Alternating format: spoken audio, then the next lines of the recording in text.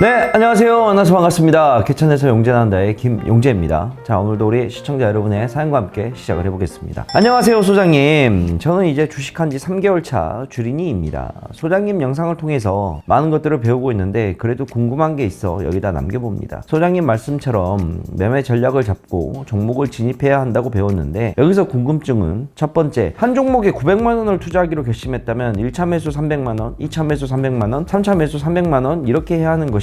그리고 평단가를 맞추려면 투자금과 추가 투자금이 1대1 비율로 해야 하는 것인가요? 그렇다면 2차 매수까지 하면 600만 원이니 저는 3차 매수에서 600만 원을 넣어야 하는 것인가요? 두 번째, 추가 매수 라인은 어떻게 잡나요? 보통 차트상 이전 하락끝 구간을 지지선이라 생각하고 그것을 추가 매수 구간으로 잡나요? 세 번째, 분할 매도 라인은 어떻게 잡나요? 차트에서 이런 고점을 매도 구간으로 잡나요? 영상 보니까 이전 고점 부근에 매물대가 형성되어 있는 경우가 많다고 하셨는데 그럼 여기를 매도 구간으로 잡나요? 근데 영상에서 보시면 이전 고점을 돌파하면 크게 간다고도 말씀하셨는데 그럼 분할 매도가 아니라 전고점 돌파하는 것 지켜보면 더 크게 먹지 않을까요? 주린이라 잘 모르지만 항상 소장님 영상 덕분에 주린이 치고 많이 수익 내고 있습니다. 감사합니다. 라고 질문을 남겨주셨네요. 일단은 우리 시청자분께서 사연을 남겨주셨는데 이 사연자가 우리 시청자분께서 궁금하신 내용은 분할 매수에 관련된 것이 궁금하고 그 다음에 매도도 분할 매도에 관련된 것이 좀 궁금한가 봐. 자, 이거를 어떻게 식으로 천천히 설명을 좀 한번 드려야 되냐면 건강해지려면 뭘 해야 돼?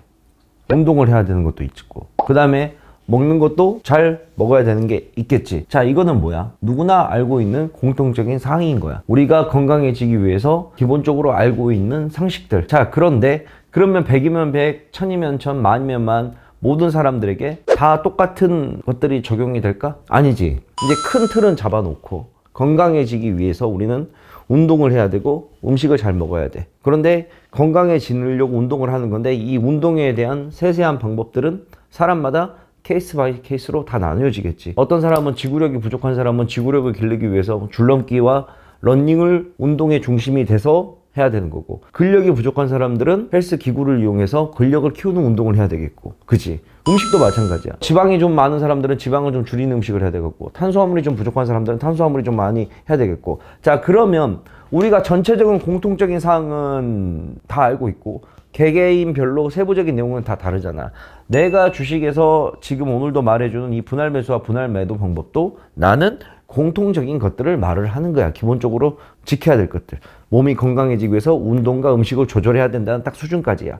여기까지만 내가 말을 해주는 거고 이제 이 안에서 본인에게 맞는 거는 세세하게 케이스 바이 케이스로 다 달라진다는 거지. 근데 내가 우리 시청자분들의 모든 계좌 상황과 매매 스타일과 이런 방법들을 다 모르기 때문에 나는 공통적인 사항을 객관적인 거에 의거하여 이제 내가 얘기를 하는 거고 우리가 분할 매수라고 한다 그런다면 분할 매수의 선언적 정의는 종목을 나눠서 산다라는 거예요. 자, 근데 이 나눠서 산다는 거는 결국은 무슨 말이냐? 리스크를 줄이기 위해서 나눠서 산다는 거거든.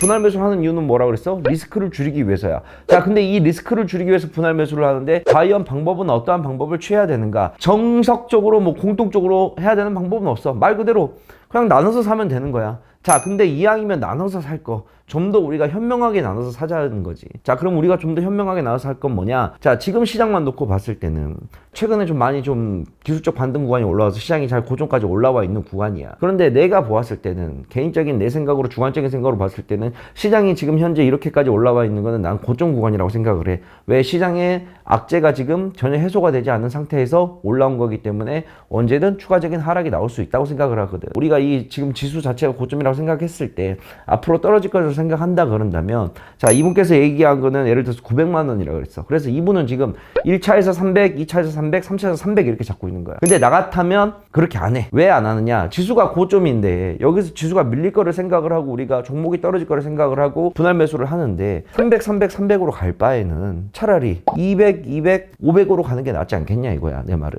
이해가? 300, 300, 300 해서 수익을 내는 거나 200, 200, 500을 하는 경우나 어느 쪽이 더 리스크를 줄일 수 있겠냐고. 자, 예를 들어서 똑같이 300만 원과 200만 원 1차 똑같이 들어갔어. 자, 300만 원에서 우리가 10% 수익을 냈어. 그럼 얼마야? 30만 원이지. 200만 원에서 10% 수익 냈어. 그럼 20만 원이야. 고작 10만 원 차이야. 수익금이. 그지? 고작 10만 원 차이라고. 자, 근데 올라갔을 때의 경우인 거고 예를 들어서 떨어졌어. 자, 그래서 2차 매수를 했어. 2차 매수 200만 원 들어가고 똑같이 300만 원 들어갔어. 자, 마지막에 들어가는 거 봐봐. 3차까지 밀렸다 그랬잖아. 3차 분할 매수 매수가 들어갔어. 3차 여기서 들어가는 금액은 얼마야? 500만 원이 들어가는 거야. 그리고 여기는 어때? 300만 원밖에 안 들어가는 거야. 결국에는 우리는 저점에서 종목을 많이 사면 살수록 평균 리스크는 더 낮아진다는 거지. 매수가가 더 많이 하니까. 상승장일 때는 물론 1차 매수가를 많이 가져가는 게 맞아. 상승장에서는 코로나19 때처럼 하루가 다르게 계속 올라가는 장에서는 900만 원이라고 한다면 500, 200 들어가는 게 맞아. 왜? 지수가 밀릴 가능성보다 올라갈 가능성이 높기 때문에. 이해가지? 근데 지금 내가 봤을 때는 고점 구간이라 생각이기 때문에 여기서 큰 돈을 1차에서 들어간 것보다 200, 500으로 들어가게 되면 훨씬 더 저점 구간에서 잡을 수가 있지 않을까. 그러면 자, 이것도 지금 좀 논리적 오류가 있는 게, 이거의 전제 조건은 결국 뭐야? 현재 지수가 나는 높다고 생각을 하기 때문에 앞으로 시장이 떨어질 거라 생각을 하고 이런 전략을 안 짠단 말이지. 근데 시장을 바라보는 눈은 사람마다 다 다르기 때문에 본인이 판단을 해야 되는 거야. 본인이 봤을 때 나는 시장에서 더 올라갈 것 같아? 그러면 1차 매수 금액을 어떻게 해? 세게 가져가는 거야. 500, 200 가져가는 거고.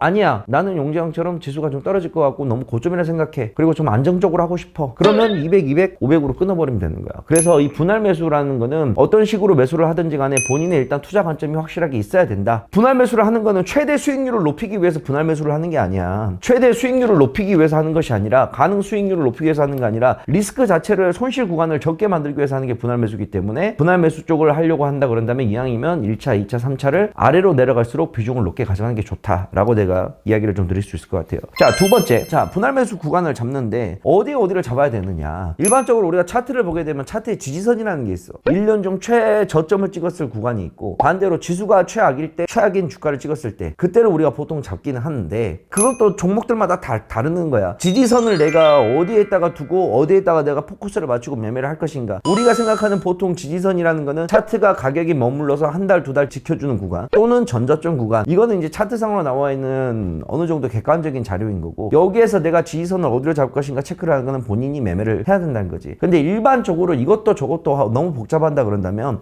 일반적으로 평균적으로 내 매수가 대비 마이너스 15% 구간을 매수가로 잡는 게 좋아. 내가 예를 들어서 1,000원에 매수를 했어. 1차 매수를. 2차 매수는 어디야 그러면? 850인 거지. 그러면 3차 매수는 얼마야? 계산해봐야 되지. 아니지. 그렇게 가는 게 아니야. 1,000원에서 한 번 매수를 했지. 그러면 또 850에서 매수를 했지. 1,000원과 850의 중간 지점이 얼마야? 925잖아. 925에서 15%를 마이너스 가격 떨어진 구간을 3차 매수가로 잡는 거야. 이해가지? 내 평균 매수가에서 15%를 떼는 거야. 이해가? 이런 식으로 산술적으로 접근하는 방법도 있고. 그래서 지지선을 어디로 잡냐는 거는 명확한 건 없어. 차트를 보면서 본인이 공부를 하든가, 지지선을 어디에 포커스를 잡는 것인가 본인이 판단을 해야 되는 거지. 아니면 그냥 산술적으로 나는 마이너스 15% 또는 마이너스 20%? 이게 늦게 잡으면 잡을수록, 산술적인 접근으로 봤을 때 늦게 잡으면 잡을수록 리스크는 훨씬 더 떨어져. 내가 방금 15% 잡았지. 어떤 분들은 20% 잡는 경우도 있어. 30% 잡는 경우도 있어. 왜? 떨어지면 마이너스 30%까지 가게 되면, 매수 따르게 되면 확 낮춰지니까 더 적은 가격에 살 수 있으니까. 그래서 결국에는 우리가 분할 매수를 할 때 900만 원 갖고 이분은 얘기는 하셨으니까, 1차 매수가 내가 200만 원 들어갔어. 30%가 떨어져. 전혀 타격 있어? 없지. 신에게는 아직도 700만 원이 남아있기 때문에. 마이너스 30%가 2차 매수로 본인이 잡는다 그러면 산술적으로 2차에 30% 추가해. 그래도 나는 안전빵이야. 왜? 더 떨어져? 30%더 떨어져. 왜? 아직도 나는 신에게는 아직 500만 원이 남아있기 때문에 쫄 필요가 없다는 거야. 이해가지?